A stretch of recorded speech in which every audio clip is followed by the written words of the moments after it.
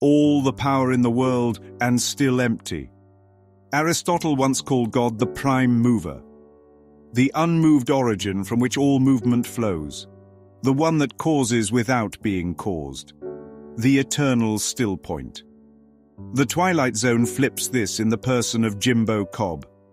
Jimbo can move dice, wheels, cars, even reality itself, with the mere thought of his mind.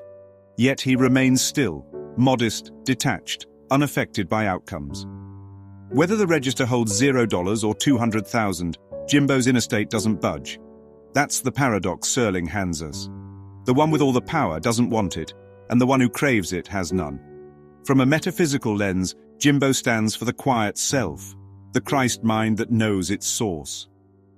Ace Larson, by contrast, is the ego in full bloom. Restless, ambitious, forever scheming for the big chance. Even his name says it. An ace is supposed to be the best, the one on top.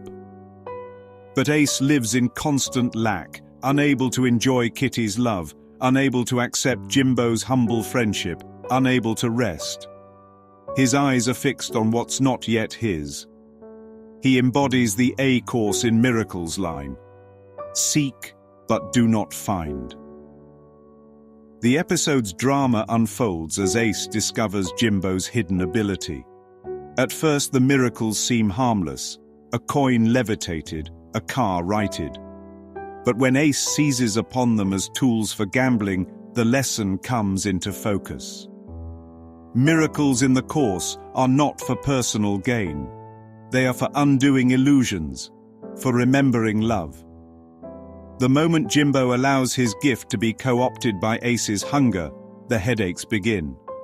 That's the price of misusing power.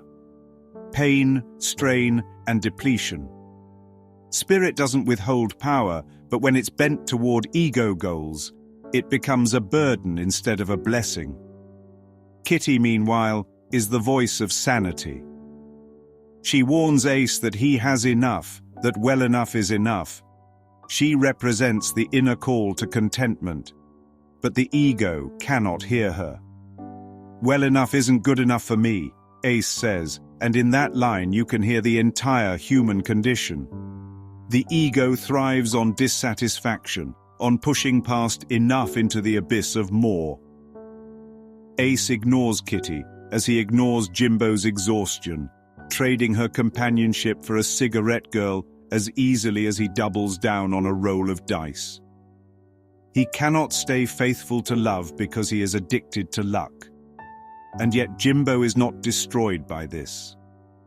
When Ace falls in with gangster Phil Nolan, Jimbo quietly withdraws his power.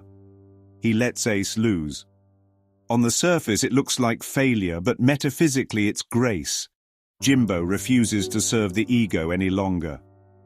He fakes the loss of his gift in order to restore Ace's sight. This is the Course's teaching of true help.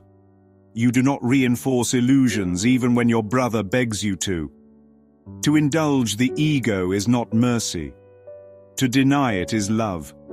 The final laugh between Ace and Jimbo after the loss is more than comic relief. It's the laughter of recognition. The ego's collapse is not tragedy but liberation. When the tower of false ambition falls, there's nothing left to do but laugh. It's the sound of awakening from a bad dream. The closing narration drives the point home. Some people possess talent, others are possessed by it. That's the ego's dilemma. It cannot simply hold a gift. It becomes enslaved to it. Hollywood, sports, business. Everywhere in the world, talent becomes a curse when the ego owns it. Jimbo avoids this fate precisely because he doesn't identify with his ability. To him, it's nothing special, just natural. I thought everybody could do it, he says. That's the voice of spirit, which knows that all share the same mind, the same inheritance. No one is exalted, no one deprived. So what is the prime mover in this story? Not Jimbo's telekinesis. The real prime mover is the mind itself. Thought precedes form. Desire precedes outcome. Ace's craving moves nothing but his own suffering. Jimbo's stillness moves everything, yet leaves him at peace. And in the end, Kitty's coin flip settles the matter. Love doesn't depend on the dice, the wheel, or the bankroll. It rests in a choice that transcends chance. Seen through A Course in Miracles, the prime mover is not a tale of luck but of misuse versus right use of mind. The ego gambles, chases, manipulates, and demands proof. Spirit simply rests, untouched by gain or loss. The ego's motto is one more roll. But Spirit's is be still and know. The dice stop rolling when the mind chooses to stop playing.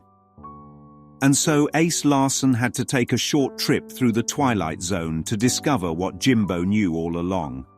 That salvation doesn't come from winning, but from ceasing to gamble with God.